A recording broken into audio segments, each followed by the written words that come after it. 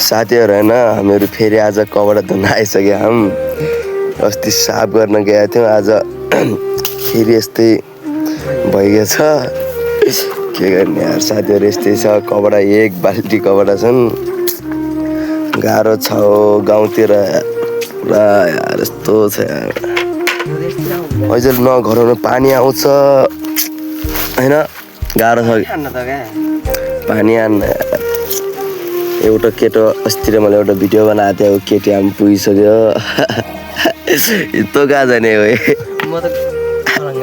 त यो खलङ्गा जाने अरे मन्दिर जाने अरे भोलि त्यही भएर यसले धुँदैछ म त यस्तै ऐलानी केटो मजा छ यार गाउँतिर मजाले टक्क लगाएर यस्तो लगाएर गाउँतिर बस्ने हल्लिने खाने डुल्ने हैन भाइ आज फेरि यो साफ गर्नुपर्छ एकचोटि फेरि बिराम पनि भइहाल्यो जाने यार पुरा रुगाखुकी लगाएर के भन्ने ल साथीहरु हैन यस्तै छ अब जिन्दगी के गर्ने